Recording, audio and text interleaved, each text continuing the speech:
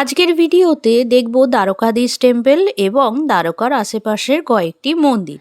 ভারতের গুজরাটের দ্বারকা আরব্য সাগরের তীরে অবস্থিত, যেখানে একসময় শ্রীকৃষ্ণ রাজা ছিলেন। মন্দিরের বাইরে রয়েছে বিনামূল্যে মোবাইল এবং জুতো জমা রাখার জায়গা। 2200 থেকে 2500 বছরের পুরনো এই মন্দিরটি চালুক্য স্থাপত্য শৈলীতে নির্মিত। কিংবদন্তি অনুসারে শ্রীকৃষ্ণের প্রপৌত্র বজ্রনাভ এই মন্দিরটি শ্রীকৃষ্ণের উদ্দেশ্যে তৈরি করেন। পাঁচতলা এই মন্দিরটির প্রবেশপথকে বলা হয় স্বর্গদ্বার এবং প্রস্থানের পথকে বলা হয় মোক্ষদ্বার। মন্দিরে প্রবেশের আগে গোমতী নদীতে 52টি সিঁড়ি বেয়ে উঠতে হয়। 4 ধামের এক ধাম হলো এই দ্বারকা। মন্দিরের চূড়ায় 52 হাতের পতাকা প্রতিদিন 5 বার পরিবর্তন করা হয়। মন্দিরে পুজো দেওয়া বা ঠাকুর দর্শনের জন্য কোনো পুরোহিত বা পাণ্ডার সিস্টেম নেই। নিজেরাই সরাসরি গিয়ে মন্দিরের ব্রাহ্মণজির হাতে পুজো দেওয়া এবং লাইন করে দর্শনের ব্যবস্থা রয়েছে। মন্দিরের আশেপাশেও অনেক লকার রয়েছে মোবাইল জমা রাখার জন্য। দ্বারকায় থাকাকালীন আমরা বেশ কয়েকবার দ্বারকাধীশের টেম্পেলে গিয়েছিলাম দর্শনের জন্য। এবার দেখব দ্বারকার আশেপাশের সাইট সিন। দ্বিতীয় দিন দ্বারকায় আমরা সকাল সকাল রেডি হয়ে বেরিয়ে পড়েছিলাম। হোটেল হরি প্যালেসেরই ট্যুর অ্যান্ড ট্রাভেল থেকে নিয়েছিলাম একটি গাড়ি। তো এই গাড়িটি আমাদের আজ থেকে টোটাল 5 দিনের জন্য বুক করা হয়েছে। চলো, আপনার নাম কি দাদা? বিজয়। বিজয়। এই গাড়িটি আগামী 5 দিনের জন্য আমাদের বুক করা হয়েছে। আজ যাব দ্বারকার আশেপাশে সাইট সিনে, তারপর আগামীকাল বেরোবো পোরবন্দর হয়ে সোমনাথ। সোমনাথ থেকে যাব দিউ হয়ে গির, তারপরে যাব জুনাগড়। জুনাগড়ের সাইট সিন করে আমরা উঠবো বন্দে ভারতে। 5 দিনের জন্য এই গাড়ি আমরা নিয়েছিলাম। আমাদের সাথে বিজয় দাদাও এই 5 দিনের জন্য ছিল, আর আমাদের পড়েছিল টোটাল 22,000 টাকা। রুক্মিণী মন্দির। মন্দিরের বাইরে বিশাল বড় জায়গা রয়েছে গাড়ি পার্কিং এর জন্য। এই হচ্ছে মন্দিরে ঢোকার প্রবেশ পথ। দ্বারকায় রুক্মিণী দেবীর মন্দির ভগবান শ্রীকৃষ্ণের স্ত্রী দেবী রুক্মিণীকে উৎসর্গ করে তৈরি। এটা প্রায় 2500 বছর পুরনো মন্দির। দ্বারকা থেকে 2 কিলোমিটার দূরে এই মন্দিরে জলদান বা জল নিবেদনের প্রথা রয়েছে। এই মন্দিরে গোলাপ ফুল দিয়ে দেবী রুক্মিণীকে পুজো করা হয়ে থাকে। এই মন্দিরে প্রত্যেককে জল দানের ব্যবস্থা রয়েছে। এছাড়াও পূর্বপুরুষকে জল নিবেদনেরও ব্যবস্থা রয়েছে। আমরাও দিয়েছিলাম, আর আমাদেরকে এই প্রসাদটা দিয়েছিল।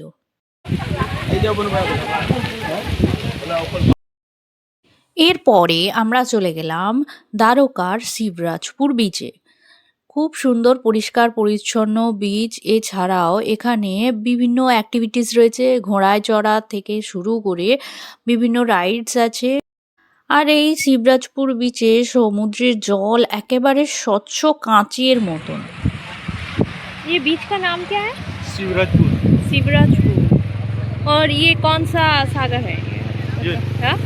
ये वो हिंद महासागर बोलते हैं ना, महासागर है ना। প্রচুর রাইডস রয়েছে, তার মধ্যে আমরা ঠিক করলাম বোটে করে সমুদ্রে ঘুরে আসব। তো আমরা শেয়ারে নিয়েছিলাম, তাই পড়েছিল পার পারসন 200 টাকা করে। কেউ যদি সিঙ্গেল বোট ভাড়া করতে চায় সেক্ষেত্রে 2500 টাকা পড়ে এবং 2 ঘন্টা ঘোরাবে। আমরা যেহেতু শেয়ারে গেছিলাম 200 টাকা করে পড়েছিল, আর ওই মিনিট 5-7 মতন ঘুরিয়েছিল, আর একটু সমুদ্রের মাঝখানে 2 মিনিট মতন দাঁড়িয়েছিল।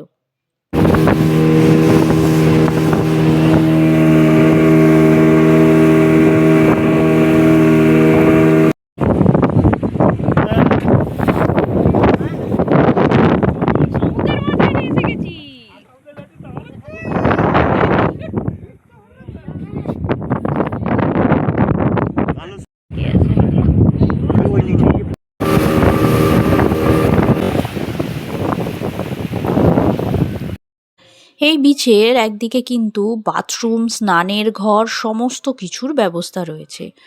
সন্টার সাথে আমরাও একটা ডাব খেয়ে রওনা দিলাম এর পরের গন্তব্যের দিকে।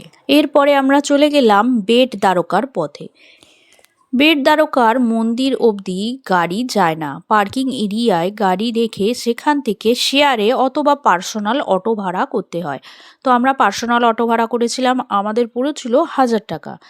বেট দ্বারকার মন্দির ছাড়াও আরও কয়েকটি মন্দির আমাদের ঘুরিয়ে দেখিয়েছিল। পুরাণ মতে দ্বারকা নগরী তৈরির আগে বা দ্বারকার ওখা বন্দর গড়ে ওঠার আগে এটি ছিল শ্রীকৃষ্ণের বাসস্থান। প্রায় 4000 বছরের পুরনো এই দ্বীপটি কৃষ্ণের দেহাবসানের পর সমুদ্রগর্ভে বিলীন হওয়া দ্বারকার অংশ বলে ধরা হয়। মন্দিরের বাইরে বিনামূল্যে জুতো এবং ফোন রাখার ব্যবস্থা রয়েছে। এছাড়াও বাইরে অনেক দোকান রয়েছে যেখানে নির্দিষ্ট মূল্য দিয়ে ফোন অথবা জুতো জমা রাখা যায়। মন্দিরের ভিতরে দর্শনের জন্য বা পুজো দেওয়ার জন্য কোনো রকম পুরোহিত বা পান্ডার প্রয়োজন নেই।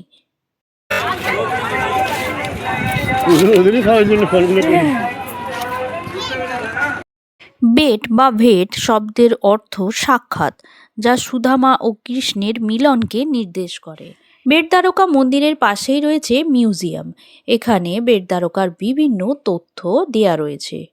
এরপরে আমরা রওনা দিলাম মাতা পার্বতীর মন্দিরের উদ্দেশ্যে। দুর্গা মাতা মন্দির, পানীয় জলের ব্যবস্থা রয়েছে। এই হচ্ছে পুরো মন্দির, আর ওইদিকে অটো বা গাড়ি যেগুলো আছে দাঁড়িয়ে আছে। এই মন্দিরটি হর্ষদ মাতা মন্দির নামেও পরিচিত, যেটি দুর্গা মাতারই একটি রূপ। এটি গুজরাটের দ্বারকা থেকে কিছু দূরে অবস্থিত। বিশ্বাস করা হয় এই দেবী দুর্গা ভক্তদের বিভিন্ন বাধা থেকে রক্ষা করেন।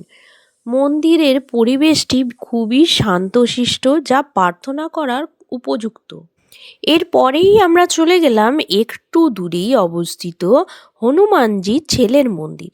পৌরাণিক কথা অনুযায়ী হনুমানজির ছেলের নাম মকরধ্বজ। এখানে মন্দিরের সময়সীমা দেয়া রয়েছে। বিশাল বড় মন্দিরের এলাকা, পুজো দেওয়ারও ব্যবস্থা রয়েছে। গুজরাটের বেট দ্বারকায় অবস্থিত হনুমানজির ছেলের মন্দিরটি ডান্ডি হনুমান মন্দির নামে পরিচিত। এই মন্দিরে হনুমানজি এবং তার ছেলে মকরধ্বজের মূর্তি একসাথে পুজো করা হয়। মন্দিরটি প্রায় 500 বছরেরও বেশি পুরনো। এখানে হচ্ছে প্রসাদের ব্যবস্থা, প্রত্যেকের জন্য, যারা প্রসাদ পেতে চায় তাদের জন্য ব্যবস্থা রয়েছে। প্রত্যেকের থালা প্রসাদ, প্রসাদে ভাত, ডাল, মুগের ডাল আর মিষ্টি আর রুটিও আছে, কিন্তু রুটি এখন শেষ হয়ে গেছে, এই জন্য আমরা রুটি পাইনি। আর সন্ধ্যার জন্য শুধু সাদা ভাত। গাছের তলায় বসে সবার সাথে আমরা প্রসাদ খাচ্ছি। সম্পূর্ণ বিনামূল্যে এখানে ভক্তদের প্রসাদ দেওয়ার ব্যবস্থা রয়েছে। প্রসাদ খাওয়া হয়ে গেলে প্রত্যেককে নিজে হাতে নিজে থালা ধুয়ে যথাস্থানে রেখে দিতে হয়। গুজরাটের ওখা এবং বেট দ্বারকা দ্বীপের মধ্যে সংযোগকারী এই সেতুটির নাম সুদর্শন সেতু। বুঝেছ? কত নৌকা দেখেছ?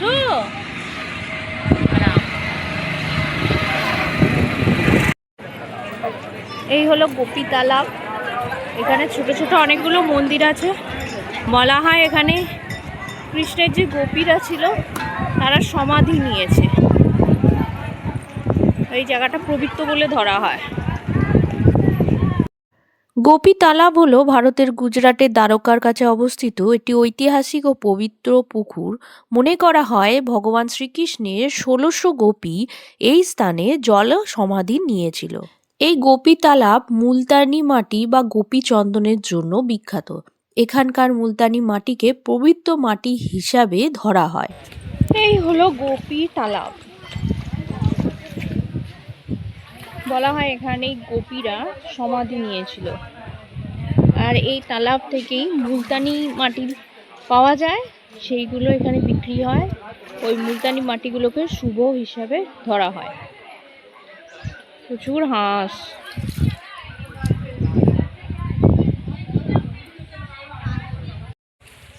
প্রচুর ছোট ছোট মন্দির রয়েছে। তার মধ্যে কয়েকটা বাইরে থেকে দেখব আর কয়েকটা ভিতরে ঢুকবো, কারণ সবগুলো মন্দিরে যেতে গেলে সময় হবে না। একটা মহাদেব মন্দির, মন্দিরের ভিতরটা, পাশে আর একটা মন্দির রয়েছে। এটি হলো গোপী তালাবের কাছে সব থেকে পুরনো মন্দির।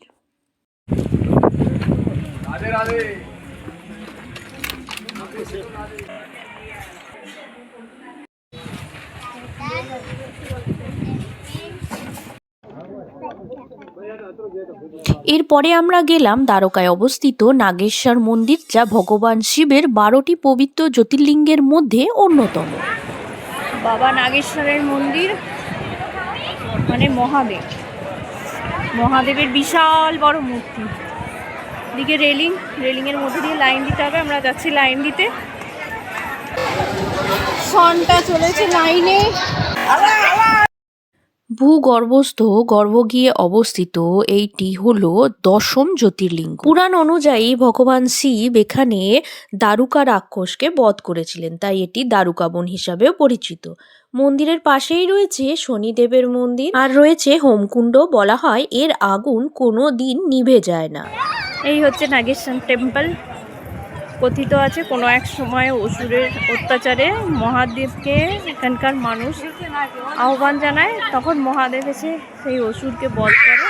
তারপর থেকে এখানে পুজো হয় মহাদেবের। 25 ফুট চওড়া এবং 125 ফুট উঁচু এই শিব মূর্তি বিশেষ আকর্ষণ এখানকার। তো আমরা এখন এসছি বরকেশ্বর শিব মন্দিরে। এটাও সমুদ্রের পাশে, বাজার দোকান অনেক কিছু জিনিস বিক্রি হচ্ছে। আরব সাগরের বুকে ছোট্ট টিলার ওপর অবস্থিত এই 5000 বছরের পুরনো শিব মন্দিরটি প্রতিষ্ঠা করেন আদি শঙ্করাচার্য। এখানে সূর্যাস্তর দৃশ্য ছিল অসাধারণ।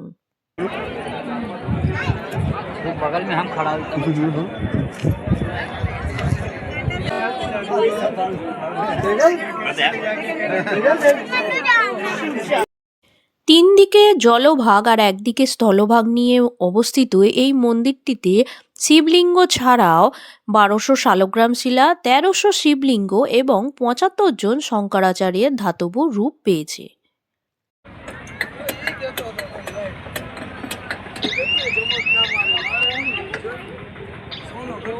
আরব সাগরের তীরে সূর্যাস্ত উপভোগ করে সনটা কিছুটা পার্কে খেলে নিলে আমরা এবারে এগোলাম হোটেলের পথে। আগামীকাল সকালে আমরা রওনা দেব এবার সোমনাথের পথে।